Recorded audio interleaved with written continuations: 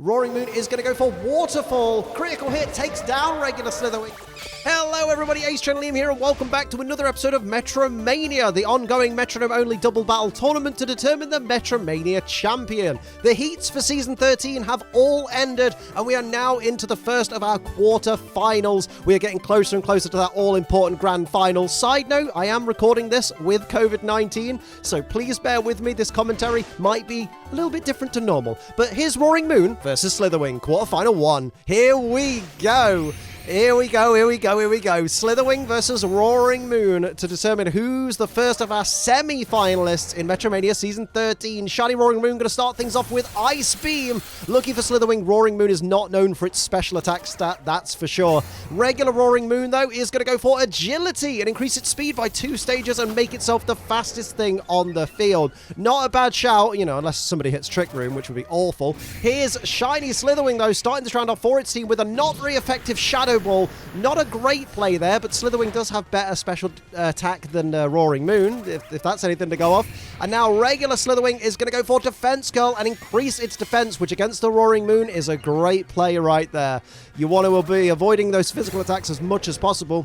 Regular Roaring Moon goes for Encore. That's unfortunate. That's going to fail in a Metronome battle.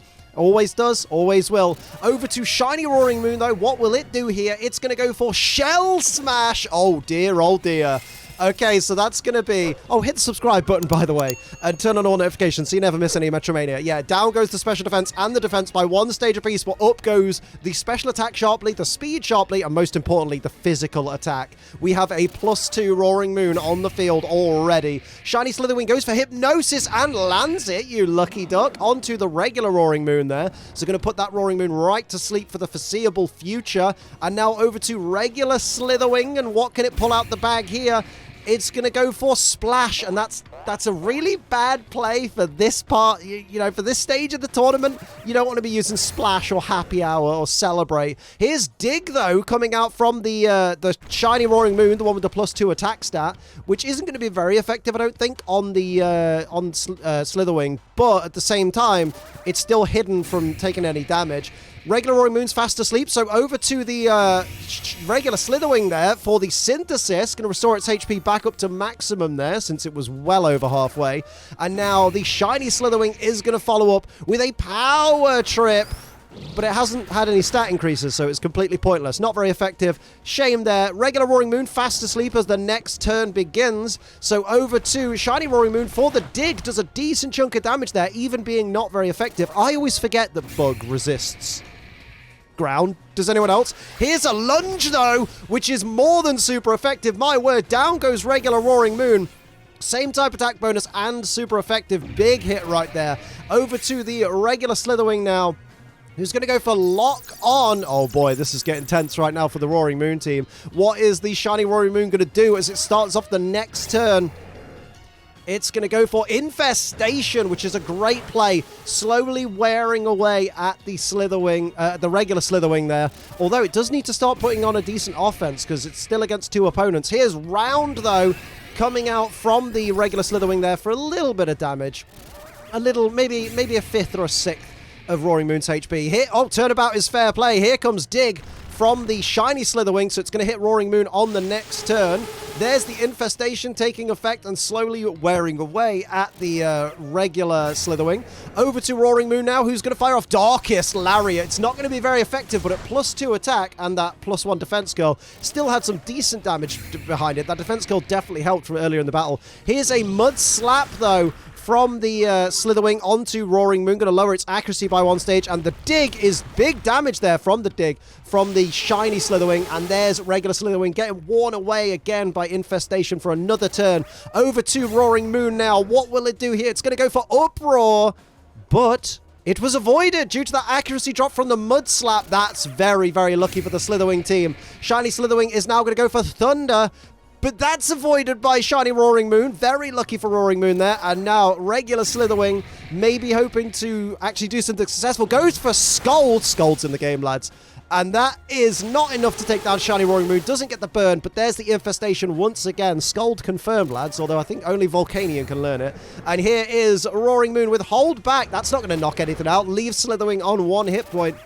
Now over to the shiny Slither Wing, who's going to go for Fire Spin, which is going to land. Is it going to be enough at the end of the turn, though, to take down the shiny Roaring Moon there? I guess we'll find out at the end of the turn. Here comes Slither Wing, though, who's going to go for a Tackle Attack, and that's enough. Down goes Roaring Moon. Let's hear from a much healthier Past Liam. Oh my goodness, oh my damn, oh my goodness. It's G Fuel! G Fuel's a fantastic energy formula with barely any calories, zero sugar, and a whole heap of wonderful flavors like the absolutely fantastic Blue Bomber Slushie that I'm drinking today. It tastes like those lovely ice blast things you get at the cinema, where you get the two flavors, the blue and the red, and you mix them together. It's really good. Tastes just like that. Oh, that is bloody delectable. A Mega Man flavor that is absolutely fantastic. Who'da thunk, right? Use code ACE when you buy yourself some G Fuel. You'll save 20% off your order. And of course, you'll support this very lovely channel. Thank you very much. Remember though, G Fuel is for over 18s only because it contains caffeine, and children don't need to be anywhere near caffeine. They're annoying enough as it is. And because it contains caffeine, drink it responsibly. Don't be a dickhead, dickhead. And here we go with round 2. Slither Wing leading 1-0. Roaring Moon on the back foot. They need to get a victory in this round if they are to stay in this competition. Obviously, the Slither Wing want to make sure that never happens. Here's the cut to start things off from shiny Roaring Moon, and now regular Roaring Moon is going to follow up with an Icicle Crash onto the shiny Slither Wing there for big damage. Straight out the gate, the Roaring Moon team want to get this one ASAP. Here's a Poison Tail from regular Slither Wing onto shiny Roaring Moon there. Doesn't get the poison, though. Over to shiny Slither Wing, who doesn't flinch from that Icicle Crash, but does go for Psychic, which is completely ineffective against the Dark-type Roaring Moon. Over to regular Roaring Moon now for the start of the next turn, who's going to go for a super effective Air Cutter on both Slither Wing there. Big damage to the Slither Wing team already, and now here comes the regular shiny Roaring Moon with a crunch. Shiny Slither Wing is in a dangerous situation right now. It's in a lot of danger. Here comes shiny Slither Wing, though, going to fire back, though, with Infestation. Shades of the last battle, but with the roles reversed. So regular Roaring Moon is going to take Infestation damage at the end of each turn here. Over to the regular Slither Wing now, who's going to fire off Gunk Shot onto the shiny Roaring Moon for huge damage there. Doesn't get the poison once again, and there goes the Infestation once more, sapping away at the regular Roaring Moon, who starts off the next turn with Stun Spore, which is going to paralyze the regular Slither Wing there, which could be detrimental to Slither Wing if it's not able to move because of the paralysis. And it may be unable to move. I thought that was that happening right there. But here comes shiny, Fissure coming out, avoided by the Slither Wing. Shiny Roaring Moon looking for a one-hit KO there. Now shiny Slither Wing gets to fire back, and it's going to go for a Stomp onto the shiny Roaring Moon, leaves it with just 9 hit points left. And now Slither Wing ignores the paralysis there, goes for Muddy Water. You've got to think that's taken out the shiny. Down goes shiny Roaring Moon. We're down to just 1 Roaring Moon versus 2 Slither Wing once again. But can Roaring Moon capitalize? It's being sapped away by the Infestation, but its opponents don't have the greatest of HP right now. What is Roaring Moon going to do here? Roaring Moon is going to go for Waterfall. Maybe hoping to flinch, but takes completely critical hit, takes down regular Slither Wing. We're down to 1 apiece. What will shiny Slither Wing do now? It's on its own against this Roaring Moon. And what's it got in store with that Metronome? It's going to go for Last Respect, which will be powered up because there's been 1 faint on the team, but it's not very effective. There's that Infestation damage. Shades of Houndstone, though, very good. And also Basculegion can learn Last Respects via breeding. Did you know that? And here comes Gravity into play by Roaring Moon. Everything's going to be a little bit more accurate going forward. I say a little bit, a lot more accurate going forward. And now here is Slither Wing with Petal Dance. It's resisted by Roaring Moon, but it leaves Roaring Moon with just 20 hit points. There's the Infestation, and down goes Roaring Moon. It's a 2 and done. Slither Wing has defeated probably one of the favorites to win this tournament. Slither Wing is going through to the semi-finals. Your first semi-finalist is Slither Wing. Who'd have seen that coming? That was an amazing pair of battles right there. Don't forget to tune in next week because we'll find out Slither Wing's opponent in a big rematch. Will it be Miraidon or Koraidon?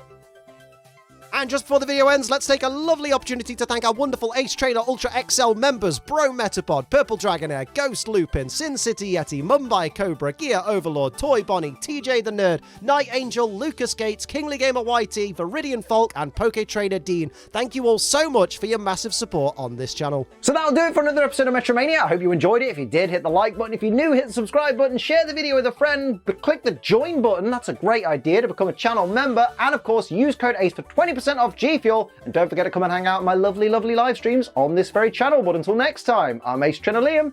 Keep on training.